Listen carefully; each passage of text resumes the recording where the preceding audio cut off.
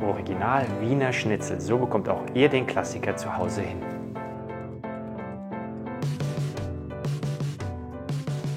Hallo und herzlich willkommen bei Thomas kocht.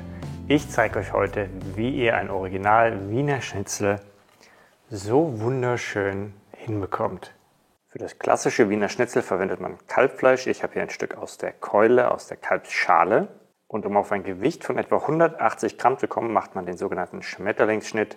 Dafür schneidet man einmal dünn in das Fleisch rein, aber wichtig, nicht ganz durchschneiden. Und dann setzt man gleich nochmal an und macht einen weiteren dünnen Schnitt. Und schon haben wir einen klassischen Schmetterlingsschnitt. Das müssen wir jetzt nur noch plattieren. Zum Plattieren eignet sich sehr gut ein Gefrierbeutel, den einfach aufschneiden, dann kann man das Fleisch reinlegen und zuklappen. Oder auch einfach Frischhaltefolie. Und idealerweise hat man ein Plattiereisen. Wer das aber nicht zu Hause hat, der kann zum Beispiel auch einfach mit einem kleinen Topf das Gleiche machen. Und dann klopfen wir das Schnitzel vorsichtig auf eine Dicke von etwa 3 mm schön gleichmäßig aus. Gleichmäßigkeit ist wichtig, damit es wirklich auch gleichmäßig gart und nicht irgendwo noch roh ist. Dann bereiten wir unsere Panierstraße vor.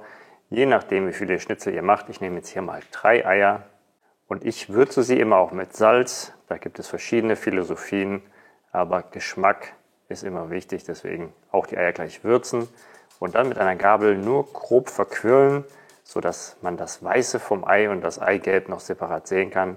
Dadurch gehen sie nämlich nachher deutlich besser auf, soufflieren besser. Wichtig ist natürlich auch, das Fleisch gut zu würzen. Ich nehme hier in dem Fall nur Salz. Wer möchte, kann natürlich auch Pfeffer nehmen. So, und dann geht es ab in unsere Panierstraße. Zuerst in das Mehl.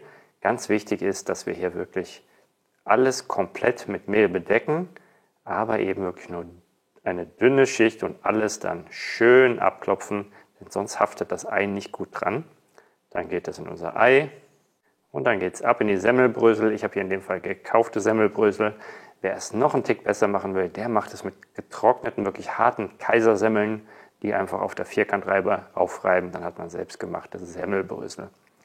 Wichtig hierbei ist auch, die Semmelbrösel nicht andrücken, sondern wirklich nur locker auf das Schnitzel geben und darauf achten, dass wirklich alles rundherum komplett bedeckt ist mit Panade. Denn sonst, wenn wir Löcher haben, dann geht das Fett in unser Schnitzel rein in die Panade. Und dann saugt sich das Ganze voll mit Fett und das wollen wir nicht. Also nicht großartig andrücken, nur locker panieren. So große Schalen sind natürlich hilfreich. Die meisten werden sowas nicht zu Hause haben, dann tut es auch im Teller. So, und jetzt die zweite Seite, da machen wir genau das Gleiche. Einmal umdrehen und nochmal vorsichtig mit dem Paniermehl gut bedecken alles. So, dann legen wir das auf die Seite und dann geht es weiter mit dem nächsten. Kommen wir jetzt zum Öl. Ihr könnt hier ganz normales Bratöl verwenden. Oder aber Butterschmalz zum Beispiel. Ich mache eine Mischung aus beidem. Und zwar gebe ich hier erstmal in dem Fall ein Rapsöl rein. Denn ihr braucht hier wirklich eine große Menge. Das Schnitzel soll in dem Fett nämlich schwimmen. Und dann gebe ich Butterschmalz dazu. Wie ihr den selber macht, das verlinke ich euch in einem anderen Video. Geht ganz einfach. Ja, und so haben wir Buttergeschmack mit drin. Und brauchen eben nicht ganz so viel Butter verwenden. So, um zu testen, ob die Temperatur richtig ist, könnt ihr hier ein kleines bisschen ein paar Brösel in die Mitte machen, nicht zu viel, denn sonst verbrennen die euch da drin. Alternativ könntet ihr auch hier ein klein bisschen von dem Ei reinmachen, das kann man wieder gut rauslesen. So, und das sieht gut aus, das ist auf jeden Fall eine gute Temperatur. Dann geben wir unser Schnitzel da vorsichtig rein und ganz wichtig, vom Körper weg in das Fett gleiten lassen. So, und wichtig, immer schön die Pfanne bewegen. Hier haben wir genug Öl drin, dann geht das sowieso über das Schnitzel. Wenn ihr weniger drin habt, schwappt das dann so über das Schnitzel immer drüber. Und dieses Bewegen ist wichtig, dass das Öl oder das Fett über das Schnitzel kommt, damit es wirklich soufflieren kann.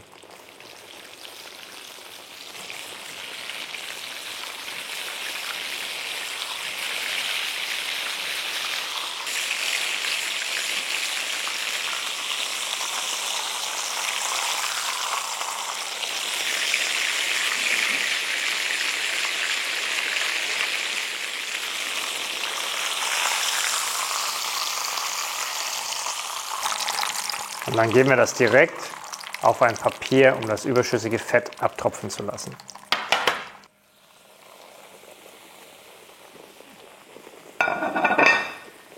So, ich würde sagen, das kann sich absolut sehen lassen. Das Schnitzel ist schön souffliert und wunderbar knusprig. Genau so soll das sein. Da packen wir jetzt noch eine ganz klassische Garnitur drauf mit Kaper und Sardelle. Köstlich. So soll ein Schnitzel aussehen. Und was natürlich auch noch sehr gut dazu passt, ist einfach ein Löffel Preiselbeeren. So, jetzt freue ich mich riesig aufs Probieren. So, die Zitrone, die nimmt man hier so auf die Gabel, quetscht das dann ein bisschen durch die Gabel aus. Dann bekommt man auch keine Kerne drauf. Super.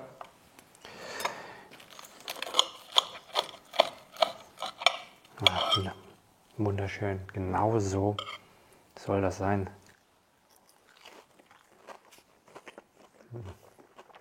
Unglaublich lecker. Also so gut bekommt ihr das in wenigen Restaurants serviert. Absoluter Traum. So, ich hoffe, das Video hat euch gefallen und ihr habt Lust bekommen auf Schnitzel. Macht es nach. Man braucht ein bisschen Übung darin, aber man wird immer besser. Und es schmeckt wirklich, das ist ein Essen. Darauf freut sich, glaube ich, so ziemlich jeder. So, wenn euch das Video gefallen hat, gerne einen Daumen hoch da lassen. Solltet ihr noch keine Abonnenten sein, freue ich mich natürlich auch, wenn ihr da unten abonniert, Glocke aktiviert. Denn dann bekommt ihr immer eine Benachrichtigung, wenn ich ein neues Video hochlade. So, damit sage ich Tschüss, viel Spaß, bis zum nächsten Video. Ciao, ciao.